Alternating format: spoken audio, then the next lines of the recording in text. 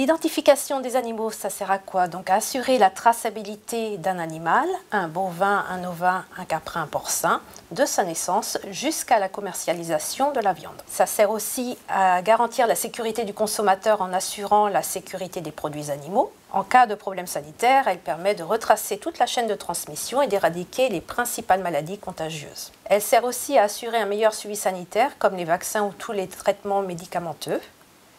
Et elle permet aussi d'améliorer les pratiques d'élevage, notamment de suivre la généalogie des animaux et de sélectionner au mieux les meilleures lignées des reproducteurs. Donc le système d'identification et d'enregistrement des animaux d'élevage se matérialise par la pose de marques auriculaires. Quand on parle de marques auriculaires, on parle de boucles. C'est donc un numéro unique qui est attribué à chaque animal.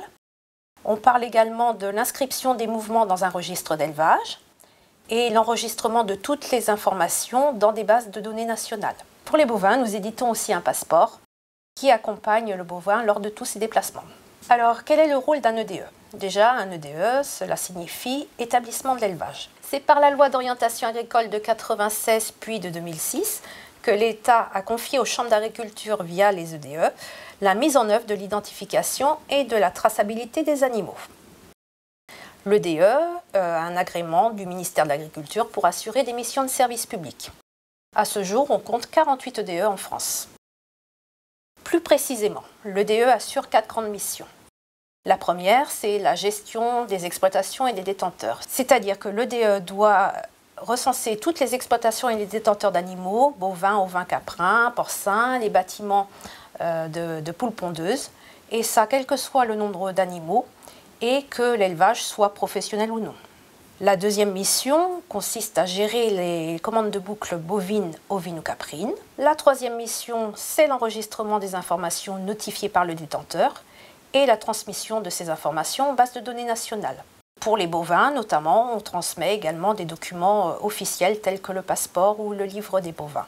La quatrième mission, c'est une mission déléguée par les organismes de sélection qui s'appelle la gestion de la certification de la parenté des bovins, la CPB.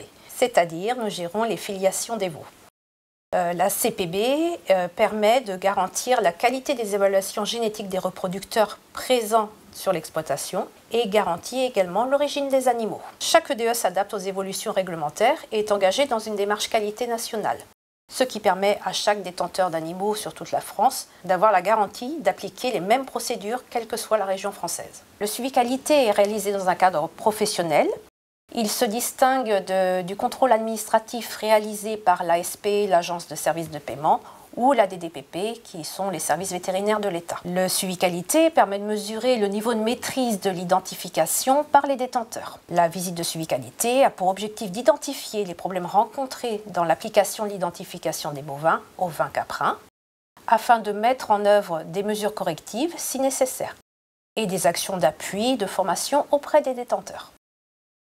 Lors d'une visite de suivi qualité, le technicien de terrain de l'EDE prévient l'éleveur de son passage, de sa visite, et lors de cette visite, il va pointer les animaux, il va vérifier le bouclage aux 2 oreilles et la pince. Pour les suivis qualité bovins, il va comparer aussi les passeports présents avec la liste des animaux inscrits sur l'inventaire, et si nécessaire, il va effectuer les opérations de régularisation. Il contrôle également le stock de boucles, et éventuellement le stock de documents de notification, si l'éleveur notifie en document papier. Lors de cette visite, le technicien peut aussi apporter son appui à l'éleveur si il se rend compte qu'il a besoin, par exemple, de conseils en élevage.